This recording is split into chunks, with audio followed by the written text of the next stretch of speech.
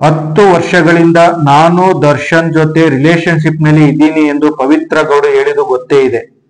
ಇದೇ ಕಾರಣಕ್ಕೆ ವಿಜಯಲಕ್ಷ್ಮಿ ದರ್ಶನ್ ಸಿಕ್ಕಾಪಟ್ಟೆ ಗರಂ ಆಗಿದ್ದರು. ಸೋಷಿಯಲ್ ಮೀಡಿಯಾದಲ್ಲಿ ಪೋಸ್ಟ್ ವಾರ್ ಕೂಡ ನಡೆದಿತ್ತು. ಪತ್ನಿಗೆ ದರ್ಶನ್ ಏನಾದರೂ ಕೊಡಿಸಿದರೆ ಅಂಥದೇ ನನಗೂ ಬೇಕು ಎಂದು ಪವಿತ್ರ ಗೌಡ ಪಟ್ಟು ಹಿಡಿಯುತ್ತಿದ್ದರಂತೆ.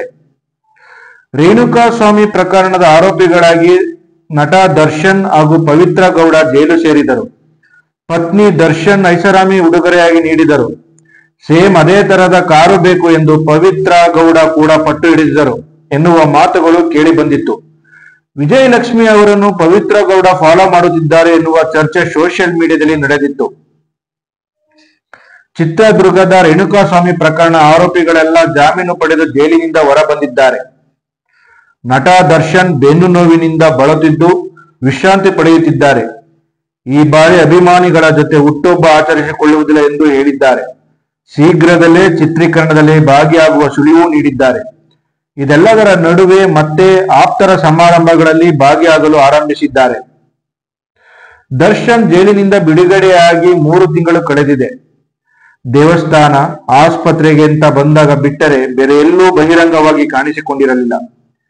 ಇತ್ತೀಚೆಗೆ ನಟಿ ರಕ್ಷಿತಾ ಪ್ರೇಮ್ ಸಹೋದರ ರಾಣಾ ಮದುವೆಗೆ ಅಕ್ಷರತೆಗೆ ಕಾರ್ಯಕ್ರಮಕ್ಕೆ ಪತ್ನಿ ವಿಜಯಲಕ್ಷ್ಮಿ ಸಹೋದರ ದಿನಕರ್ ಜೊತೆ ದರ್ಶನ್ ಬಂದಿದ್ದರು. ಬೆನ್ನು ನೋವಿನ ನಡುವೆಯೂ ನಗುನಗುತ್ತಲೇ ಕಾರ್ಯಕ್ರಮದಲ್ಲಿ ಕಾಣಿಸಿಕೊಂಡಿದ್ದರು. ನೀಲಿ ಬಣ್ಣದ ಸೀರೆ ಉಟ್ಟು ವಿಜಯಲಕ್ಷ್ಮಿ ದರ್ಶನ್ ಕಂಗೊಳಿಸಿದರು. ಸದ್ಯ ಅದೇ ಸೀರೆಯಲ್ಲಿ ಒಂದಷ್ಟು ಫೋಟೋಗಳನ್ನು ಕ್ಲಿಕ್ಕಿಸಿ ವಿಜಯಲಕ್ಷ್ಮಿ ದರ್ಶನ್ ಇನ್ಸ್ಟಾಗ್ರಾಂನಲ್ಲಿ ಹಂಚಿಕೊಂಡಿದ್ದಾರೆ. ಅರೆ, ಸೇಮ್ ಇದೇ ತರಹದ ನೀಲಿ ಬಣ್ಣದ ಸೀರೆಯಲ್ಲಿ ಇತ್ತೀಚೆಗೆ ಪವಿತ್ರ ಗೌಡ ಕೂಡ ಮಿಂಚಿದ್ದರು ಅಲ್ವಾ ಎಂದು ನೆಟ್ಟಿಗರು ಚರ್ಚಿಸಿದ್ದಾರೆ.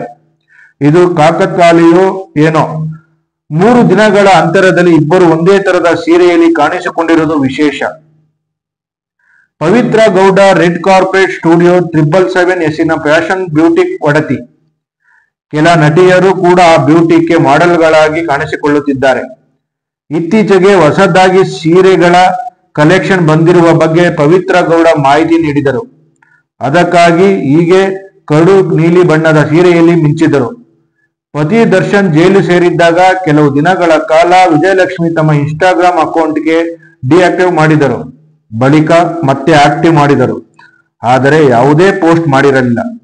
ದರ್ಶನ್ ಜೈಲಿನಿಂದ ಹೊರ ಬಂದ ಬಳಿಕ ಮತ್ತೆ ಮೊದಲಿನಂತೆ ಫೋಟೋ, ವಿಡಿಯೋ ಹಂಚಿಕೊಳ್ಳಲು ಪ್ರಾರಂಭಿಸಿದ್ದಾರೆ. ಪವಿತ್ರ ಗೌಡ ಕೂಡ ಇತ್ತೀಚೆಗೆ ಇನ್ಸ್ಟಾಗ್ರಾಂನಲ್ಲಿ ಸಖತ್ ಆಕ್ಟಿವ್ ಆಗಿದ್ದಾರೆ.